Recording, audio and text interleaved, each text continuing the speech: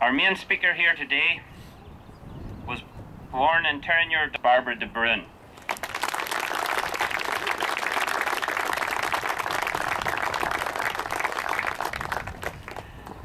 Thank you.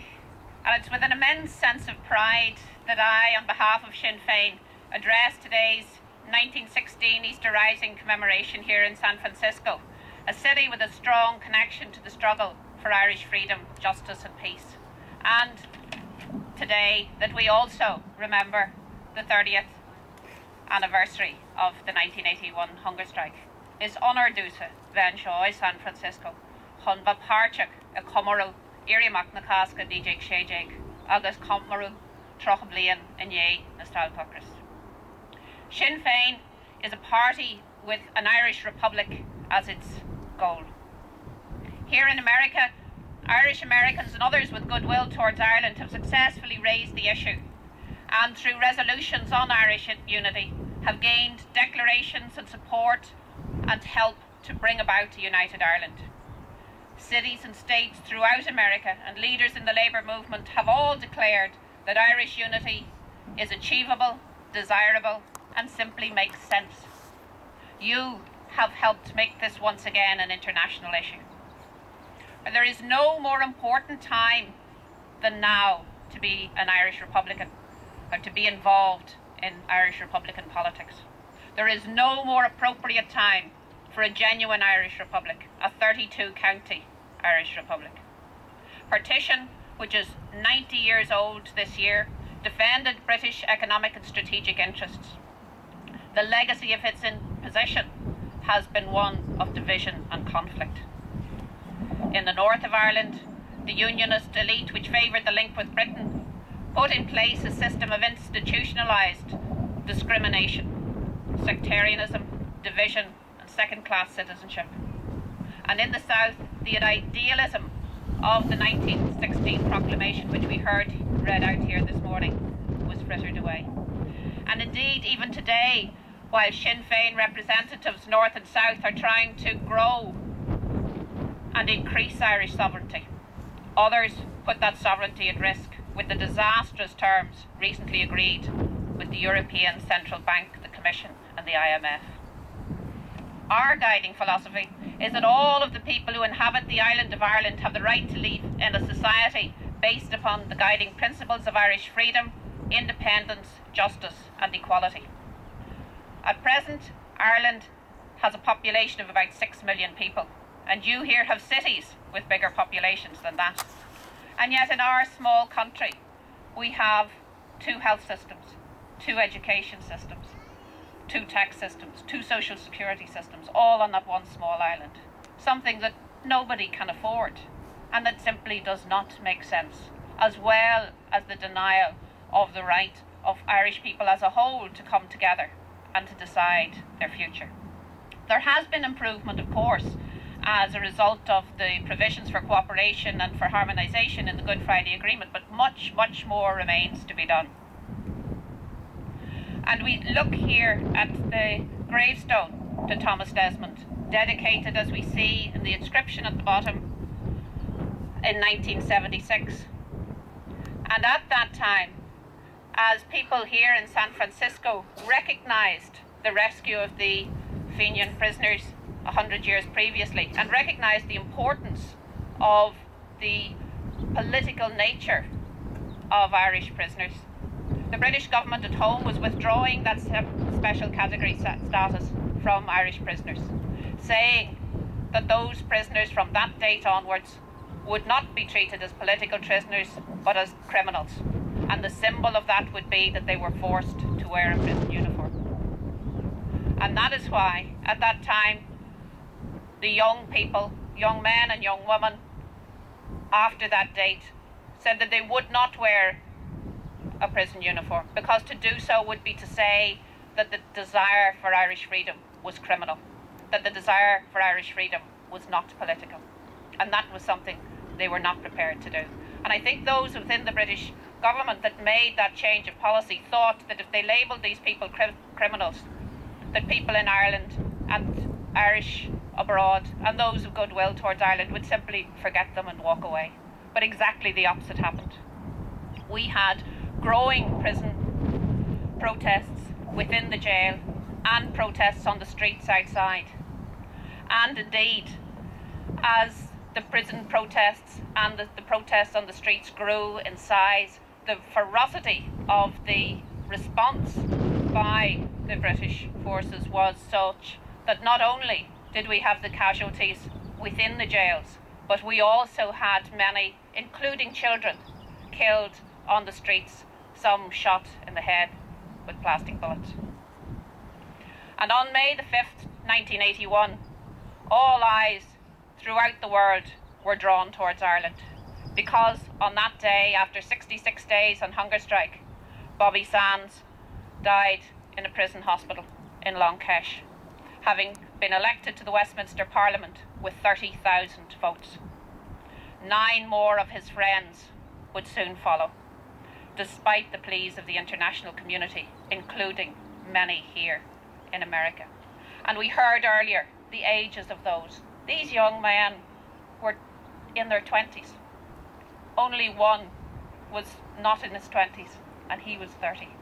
The others were 23, 24, 25, 27 years of age. Just think of those young men and what they went through at that young age. But their determination nonetheless to say that they knew that to be someone who wanted Irish freedom was not to be a criminal, but to be political. And we salute today not only the hunger strikers, but also their very brave families. Those families that today still shoulder with immense dignity the burden and the loss that they have carried all of those years.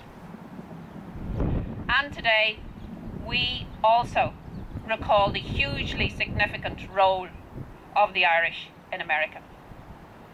Joe McGarrity and Clan na Gael played a crucial role in funding the 1916 Rising, and it is fitting today that we meet at the grave of Thomas Desmond and we remember the Fremantle mission and the daring rescue of the Irish Fenian convicts, Irish political prisoners in Western Australia at that time, aboard the Catalpa in 1876. And we remember the role again played during the hunger strikes and again in the lead up to the Good Friday Agreement.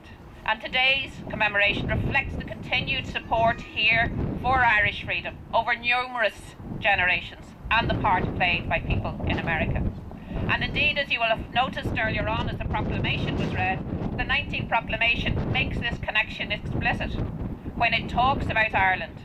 Having resolutely waited for the right moment to reveal itself, she now seizes that moment, supported by her exiled children in America. And the 1916 Rising came about as a result of many strands of Irish society at the time. You had the cultural revival led by people who rejected the notion that to be Irish was in any way to be backward or second best. The self-sufficiency of those who believed that Irish industry and commerce was second to none. The fighting tradition of those who wanted political independence, and the labour and women's strands who believed that prosperity in Ireland was not enough if that prosperity was not shared amongst all its people.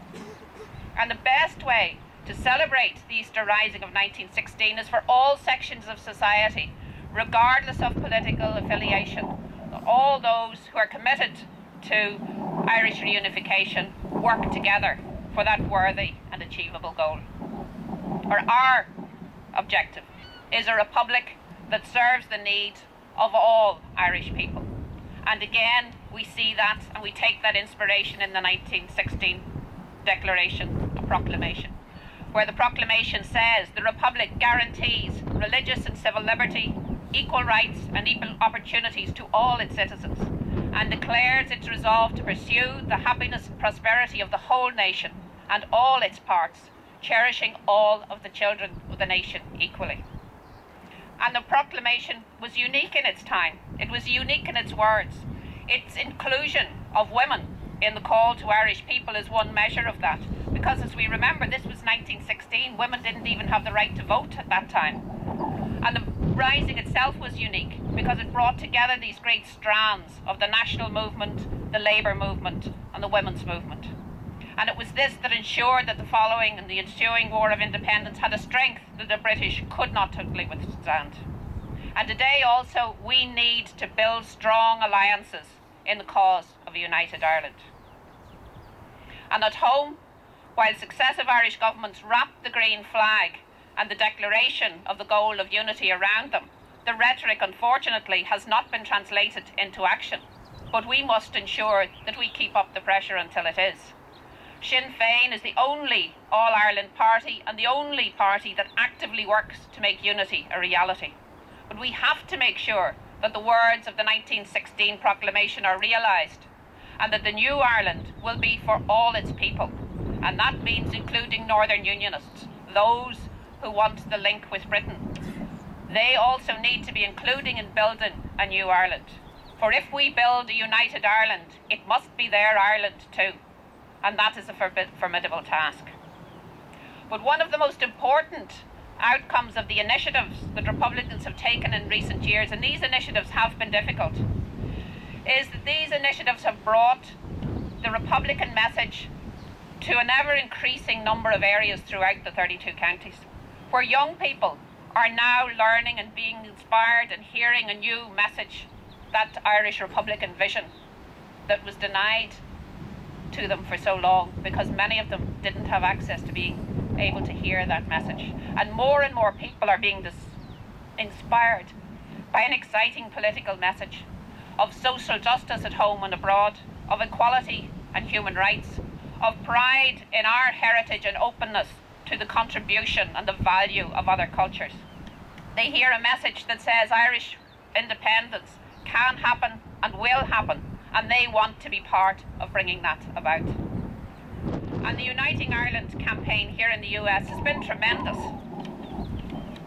getting resolutions calling for Irish reunification passed by state, county and city legislators, by labour councils, by sporting and cultural organisations across America. And support for Irish reunification we know is strong here in San Francisco. And we've seen so many evidence of that, so many examples of that throughout the years, throughout the generations in fact. It's evidenced last year, for example, by the United Irish Society's decision to adopt United Ireland Now for the theme of last year's St. Patrick's Parade. We see it in the support for Irish unity when the San Francisco Board of Supervisors voted unanimously to adopt a resolution supporting Irish unity, with the Executive Board of Californian Democratic Party, San Francisco Labour Council adopting similar resolutions. We see it in those who come here every year to state and restate the importance of that dedication to a free and equal and prosperous United Ireland. With increasing political representation across Ireland, Sinn Féin is building political strength to deliver on our vision for a new Ireland and a better future for all our people. And you here in America are helping in this challenging but hugely rewarding task.